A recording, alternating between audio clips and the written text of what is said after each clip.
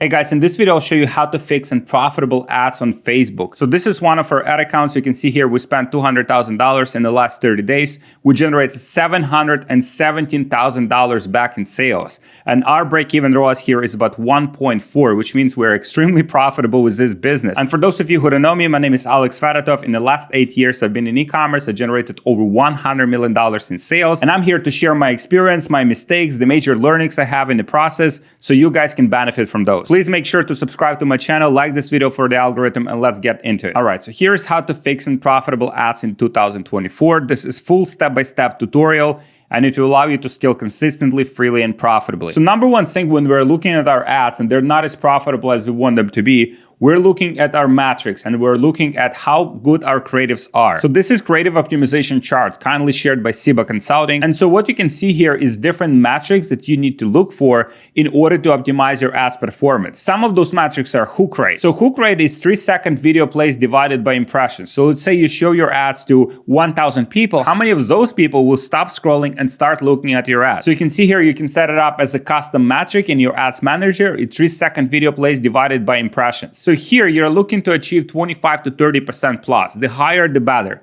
which means out of 1,000 people that would see your ad, kind of like scrolling through newsfeed, 25 to 30% of those would actually stop scrolling and would start watching your video until at least 3 seconds. And if this metric is not at 25-30%, then you need to change the first 3-5 seconds of the ad. Maybe you need to use a different opening line, or maybe you need to switch your hook format. Maybe you would do open loop, or you would do a question, you would do some different format for the hook. You can also create more dramatic or more exciting hooks. Second metric that we're looking at is the hold rate. And here we're aiming for 15 to 20%. It's a ratio of true plays divided by impressions. So out of those people that have watched your ad until at least 3 seconds, how many of those people continue watching until at least 50 or 75% of your video? And if it's less than 15-20%, it means that the ad is not engaging or doesn't resonate enough with an audience. Maybe the script for the ad is not good, or maybe the editing or the parts of the video that you have are not compelling enough for people to continue watching your video. And so what you can do here to fix it, you can shorten the ad. So let's say your ad is like 2 minutes. Maybe you need to shorten to 1 minute 30 seconds or even 1 minute.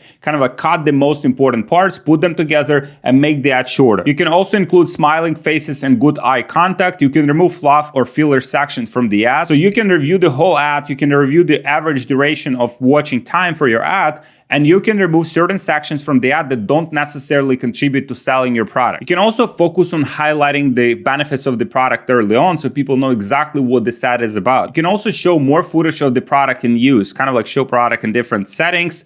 Maybe make your B-roll, which is pieces of content that you can source from your creators. And so let's say you're selling the phone. You would show the phone outside on the street, in a car, in a garden, at home, in different environments to make your ad more exciting and more interesting for people to watch. Also, you need to make sure that the editing style matches the demo you're targeting. So if you're targeting, let's say, older people, maybe you need to be like less dynamic. Maybe you cannot switch like every half a second to make the ad easier to consume for that older demographic. You can also experiment with different captions and different subtitles to make them easier to read, or maybe even to make, let's say, one word appear on the screen, then a second word appeared on the screen to keep people engaged and keep people watching. And another important part is ensure the quality of the content is high. Source the content from your creators. So it's more natural, it's more organic, it looks like someone is actually using the product instead of just stock content that everyone else is using. The next metric in your ad analysis is outbound CTR. 1 to 3% is what you want to aim for. It's outbound clicks divided by impressions. And if it's less than 1%, it means the ad doesn't give a compelling reason to click. Maybe you have to make a better offer. Maybe you have to use more social proof. Maybe you have to create a better storyline. Maybe you have to agitate more pain points in your ad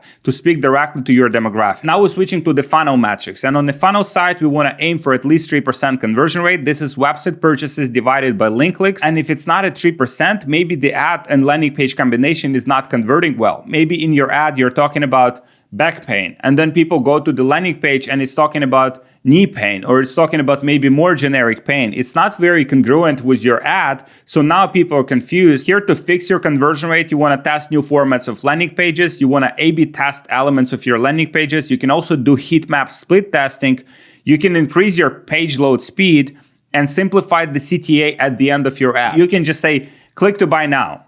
or click to get yours. You don't have to be super complex with your call to action. Just tell people what to do next and what step you want them to take. Then we have a CPA, which is cost per purchase, cost per action. It will depend on the brand. If you're selling $30 product, it will be obviously smaller than if you're selling $150 product, and you'll be able to spend more money if you're selling more expensive product. And if you're hitting the target cost per purchase, it means you're profitable. If you're not hitting it, means you're losing money. And to improve your cost per purchase or your CPA, you'd have to go back and improve all of these metrics that I just outlined. Another thing that will help you to become more profitable with your ads is to analyze your spend by demographics. Let's say you're selling product to 25 to 65 years old, right? So now out of that segment, maybe 55 plus converts the best, and that's who you need to be targeting. Maybe your ads resonate with people that are older, or maybe resonate with people that are younger. So you need to specifically target that demographic that is most likely to convert. Another one that you can analyze is spend by placements. You would do that by breakdown, by delivery and placement. And this tells where our ad appearing the most and where it's getting the best ROAS.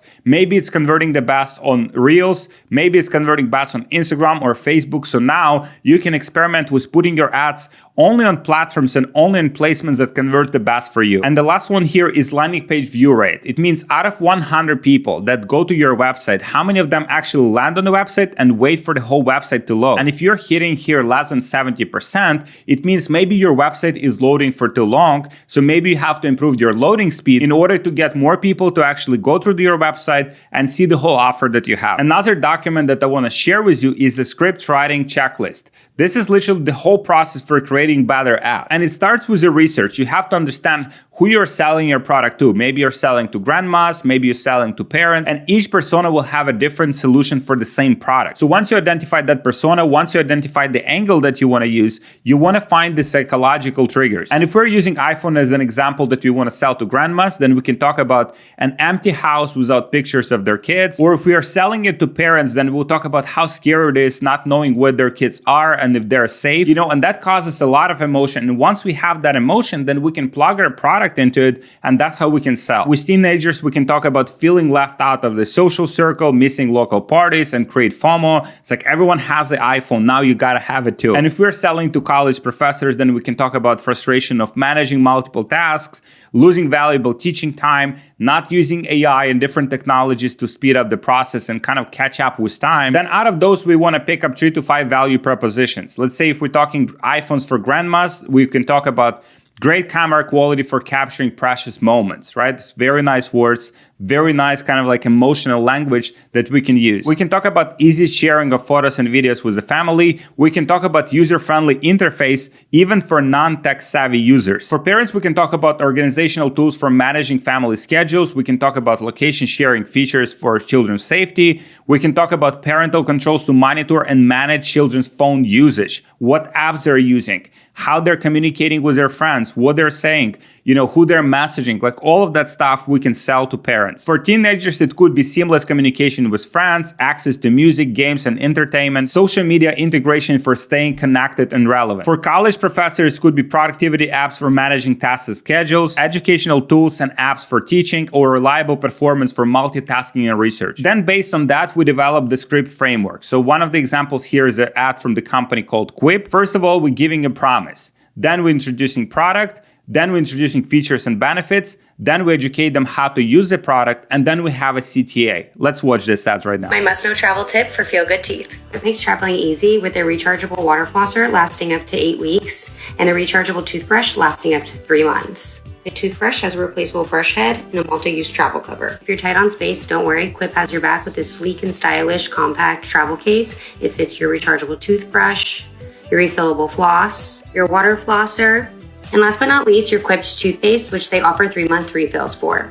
Now I'm all packed up. Make sure to charge your devices before leaving, and you won't need to worry about it on your trip.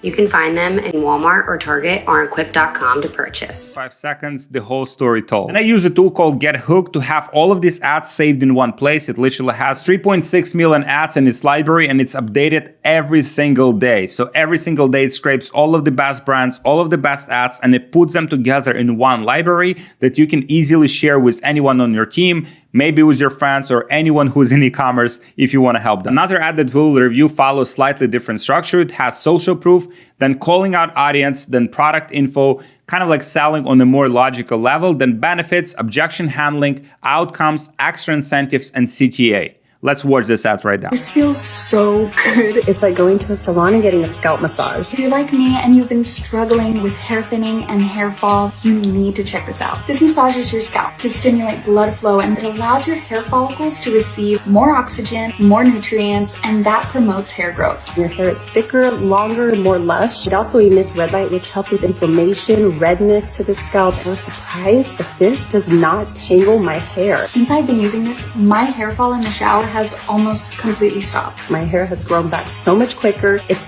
thicker and it just feels healthier. If you don't like it, you can get a full refund. So the best exercise that will help you to make your business profitable is to start reverse engineering these ads. The best ads from your competitors, the best ads from the best brands that are spending a lot on paid traffic, so you can reverse engineer the whole structure from start to finish. Next step in this process is to build a storyline, making your ad more interesting by creating a story around it. So you have your product to sell, you have that objective, but you're making it more interesting by creating a story around your product.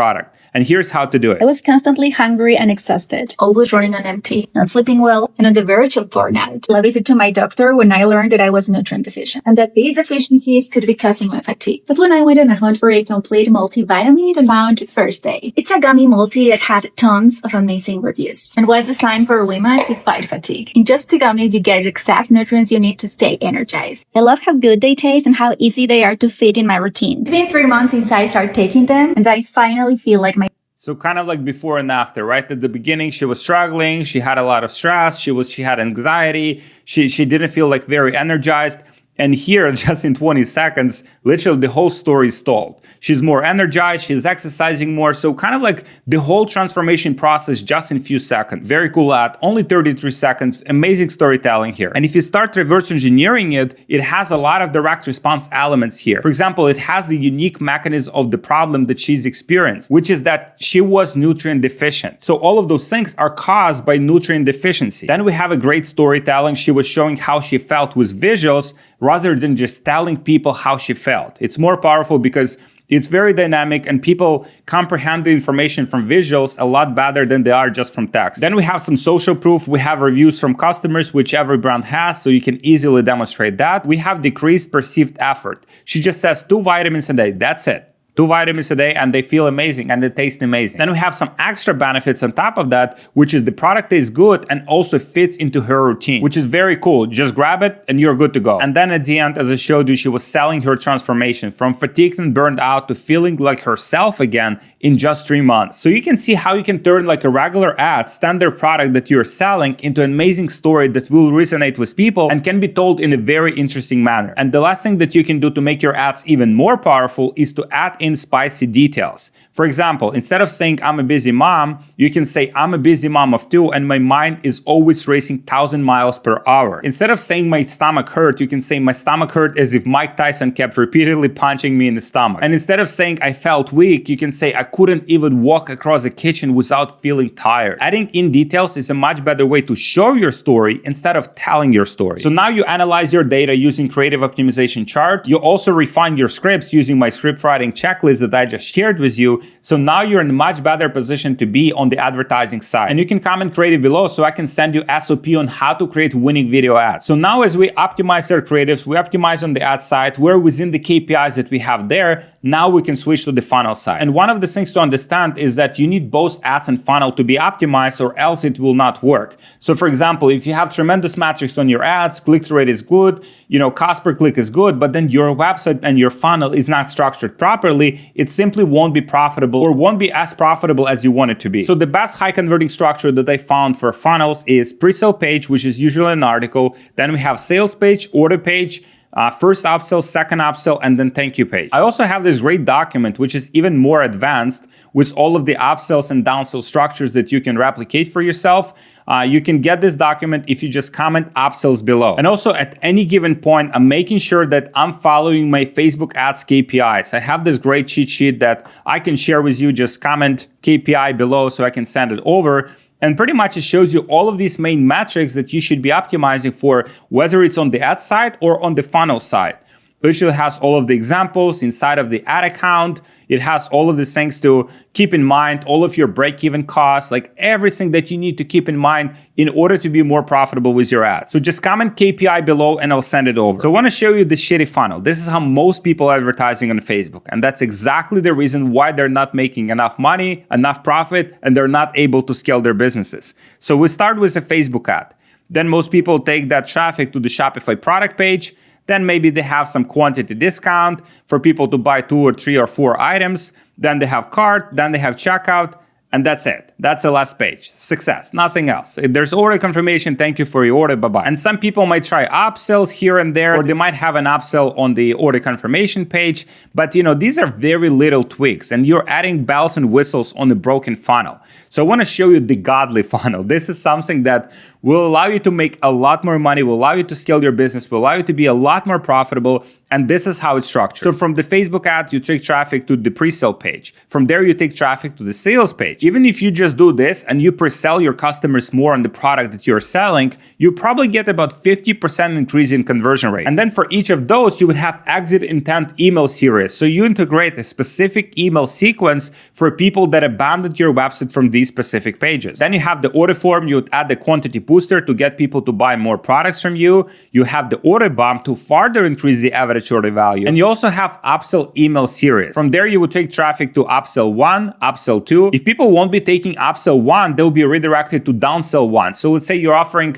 an extra product or extra 2 products for $100. If they don't take that, they're redirected to downsell 1. And then you're offering that same offer for $50 or $70, even farther discount. So now those people that didn't buy are faced with another offer that's even better than the offer they've seen. They're very likely to buy that. Then if they're not buying that, they could be redirected even to the second downsell. So you even farther reducing the price, or maybe you're making that offer sweeter. Maybe you're giving them another product for free, some bonus product, but you're making that offer as enticing as possible. So this is very simple illustration of the godly funnel. Please comment slides below so that I can send you this whole presentation with all of these slides that have even more detailed information, examples, everything that you need to put together in order to make your business more profitable. And if you want my help to craft a high performance creative strategy to maximize your ROAS, or maybe installing creative sourcing and testing system so you can have a steady stream of high converting creatives every single week, or building a creative team to handle 90% of the grunt work for you, then just DM me help on Instagram. It's Alex Fedotoff, 3F at the end, so I can see how I can help you. I hope you guys enjoyed this video. If you watch until this point, please make sure to subscribe to my channel, like this video for the algorithm, and let me know what you think in the comments. Maybe other topics you want me to cover, maybe some other case studies or specific challenges you're facing in your business that you need help with. Please let me know in the comments, and I'll see you guys in the next video.